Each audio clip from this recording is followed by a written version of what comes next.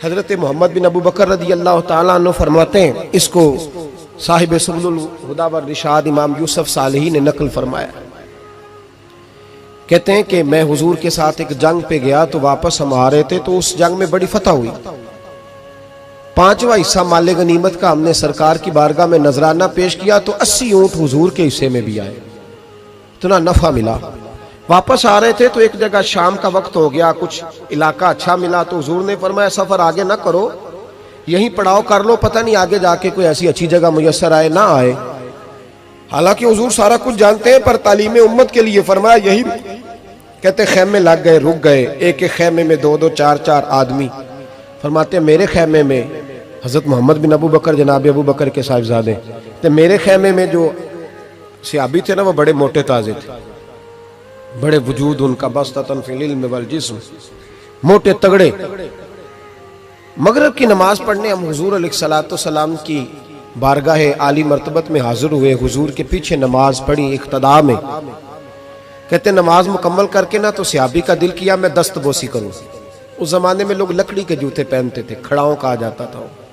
हुजूर के कदमैन शरीफैन पर नालैन मुकद्दस नहीं थे और हुजूर का वजूद ना बड़ा नाजुक था।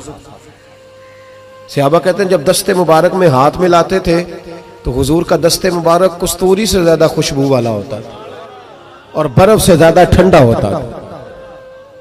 तो फरमाते हैं हुजूर की बारगाह में ना नमाज के बाद जब सहाबा बिखरे तो वो भी आगे बढ़े सलाम। ये कुछ लोग आते हैं सलाम लेने, मुझे बड़ी तकलीफ होती है जब धक्के लगते हैं ना, तो मैं कहता हूँ यार ना आया करो, हम कौन सा कोई इतने एजाज वाले लोग, फिर धक्के लग। और कुछ इतनी मोहब्बत से सलाम लेते हैं, इतनी मोहब्बत से सलाम लेते हैं कि कई दफा जोड़ हिल जाते हैं, इतना जबरदस्त सलाम लेते हैं। वो पीछे खड़े होते हैं तो हाथ खींच लेते हैं।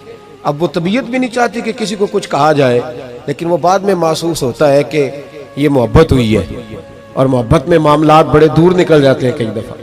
तो मोहब्बत तो इसका नाम है कि महबूब को आसानी किस बात में है, महबूब को आसानी किस बात में है। मोहब्बत इस चीज का नाम, इस चीज का नाम नहीं कि मैं क्या ख्वाहिश कर रहा हूं, महबूब वो वाली करे ना।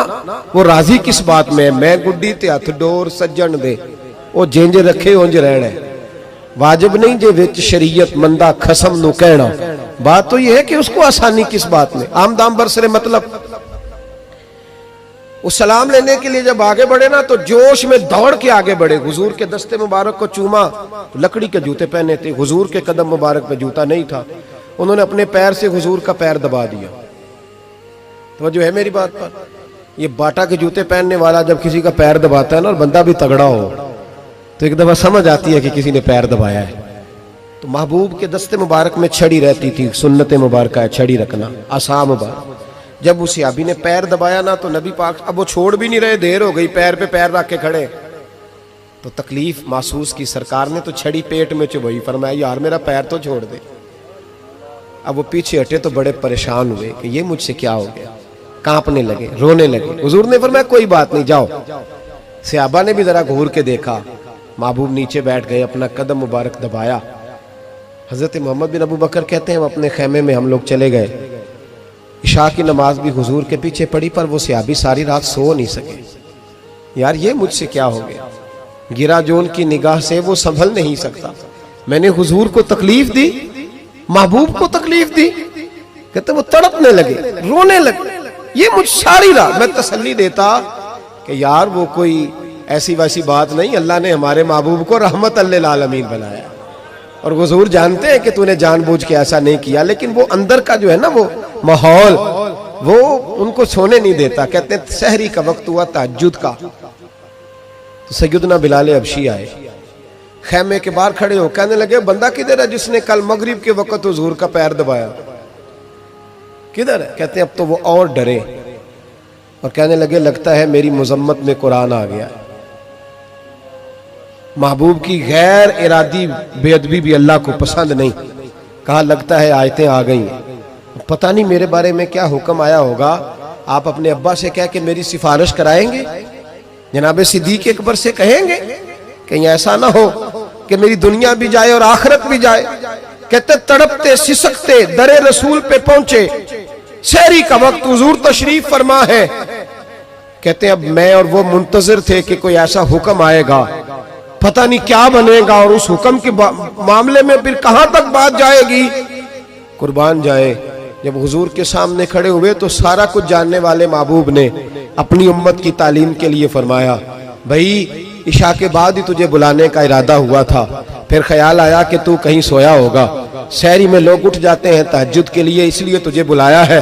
फरमाते हैं अब इंतजार था कि वो बड़ी बात आए, डर रहे थे, लेकिन कुर्बान जाए नबी पाक ने पैर दबाने का जिक्र ही नहीं फरमाया। हुजूर फरमाने लगे बुलाया इसलिए है कि कल शाम मैंने तेरे पेट में छड़ी चबो दी थी, तुझे तकलीफ हुई होगी तो अल्लाह की रिजा के लिए माफ नहीं कर देता। जनाब मोहम्मद बिन अबू बकर कहते हैं पहले तो वो अकेला रोता था, अब हम सब ने रोना शुरू कर दिया। हुजूर आप क्या फरमाने? कहने लगे नहीं यार, बेचारे का पेट बड़ा है, मैंने छड़ी चबो दी, उसको तकलीफ हुई होगी। और क्या लफ्ज है हदीस में, महबूब फरमाने लगे मैं सारी रात सो नहीं सका, इसका वो दर्द। ओ भाई तू अपने अब्बा को सख्त बात कह के आके बेड पे आराम से सो जाता है, तू अपनी अम्मा को सख्त जुमला कह के वो तड़पती रहती है, उसे वो सारी रातें याद आती हैं जो उसने बेटे के लिए बेदार रह के गुजारी होती। तू एक फिक्रा कह के तू सोचता ही नहीं, कहने वाले तो कह ही देते हैं, ये सुनने वाले हैं जो कमाल करते हैं, तूने ख्याल ही नहीं किया। महबूब फरमाने लगे सो नहीं पाया, चल अल्लाह की रिजा के लिए माफ कर दे। तो कहने लगे हुजूर वो तो मैंने पैर दबाया था इसलिए आपने मुझे छड़ी चबोई, आप क्या कह रहे हैं? तो महबूब फरमा देखे वजाहत देखे, महबूब फरमाने लगे तूने तो अन देखे पैर दबाया था, मैं तो देख रहा था, मुझे नहीं छड़ी चबोनी चाहिए थी, चल तू क्या मैंने माफ किया। तो अर्ज करने लगे हुजूर जिस तरह आप राजी है मैं भी उसी तरह ही राजी हूँ। महबूब फरमाने लगे तू तो राजी है पर मैं नहीं अभी राजी। हुजूर आप कैसे राजी होते हैं?